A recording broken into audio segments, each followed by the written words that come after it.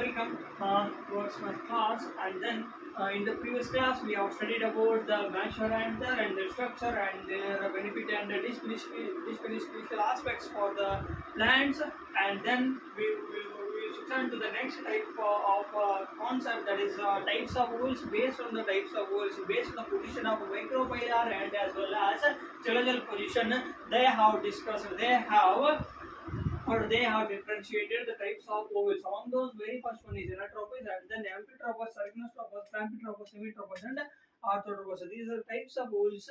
They have distinguished, they have differentiated based on the position of micropylar and as well as chalaza land. Where is the chalaza situated? Where is the micropylar situated in the different types of ovals? Among those, very first one is anatropous. I will be discussing today's class. I will be discussing about the anatropous ovals. What actually the anatropous ovals are and how does they look like? Either it is inverted, either it is circular, either it is rotated, right? Either it is tangential or either it is perpendicular, either it is parallel to any kind of the what placenta. See, among those very first one, if we are going to study about this, all those things, let us start with the anatropous ovals. What actually these anatropous ovals are? Anatropous means, ana means, the name itself it indicates, ana means it is completely what? Inverted. Ana means inverted. Yeah.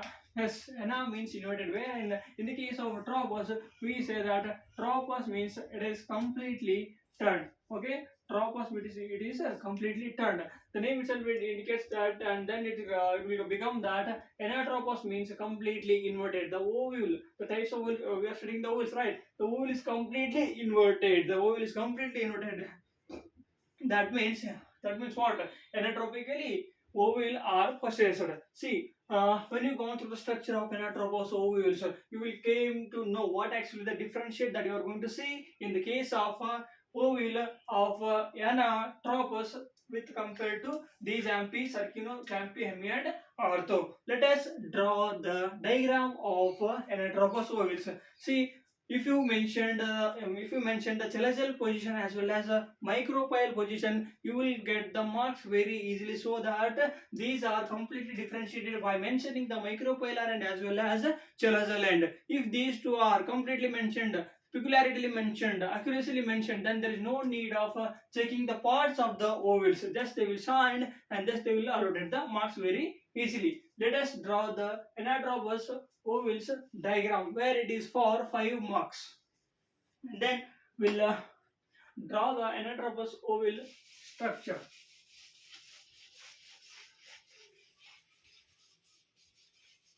I will draw the things, I will rewrite the things, and I will draw the things.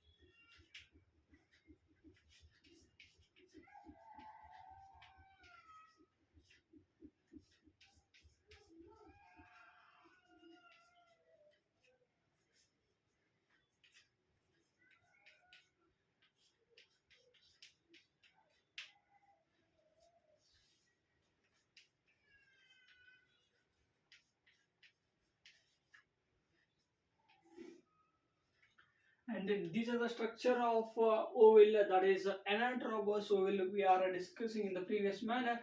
But so far so good. I will be continuing this structure and what actually these structures are look like. See, when you draw the orientation for this one is not orientation for XY graph. It's not necessary, for the sake of understanding, I will draw the necessary graph sheets for this one, that is anatropous ovals. See, I have told you the anatropous means completely inverted. Anatropous means completely inverted. Ana means inverted. Tropos means turn in the form of turn. MP means something, and tropos means in the form of turn.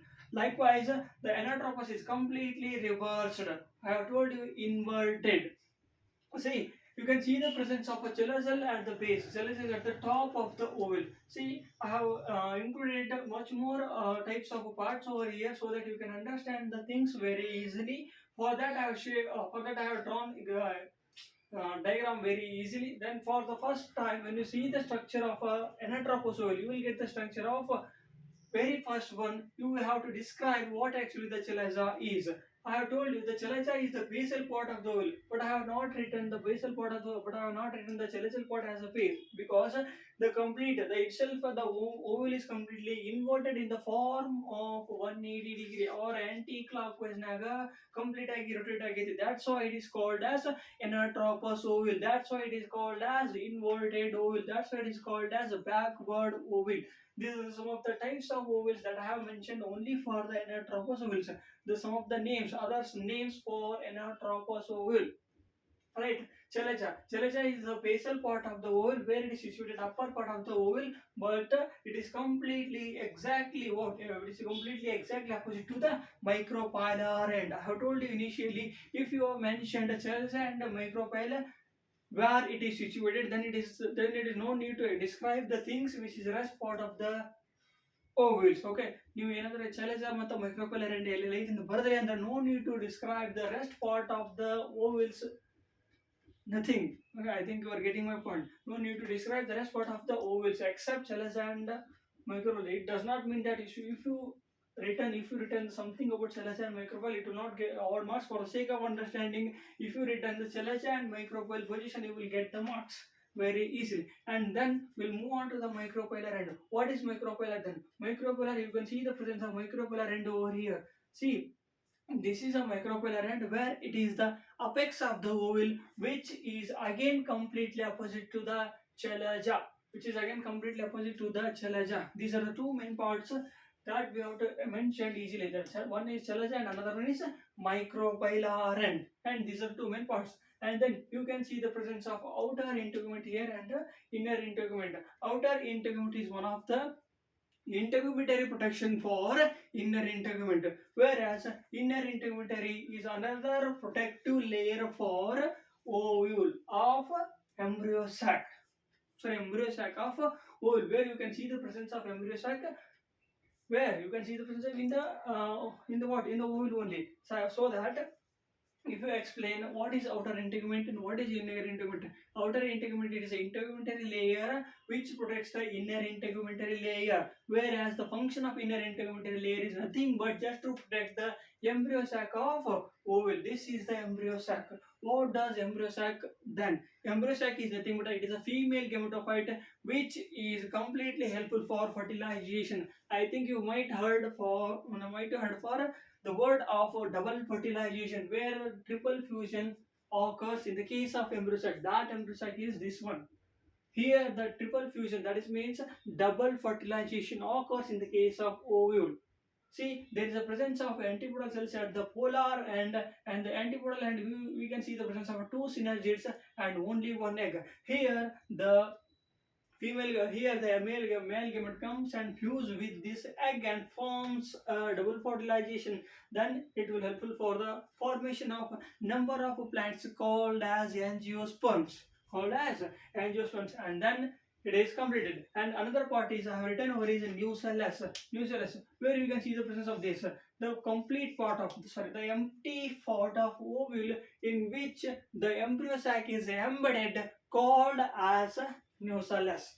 The whole embryo sac is embedded in the empty spaces of ovule called as nucellus, right?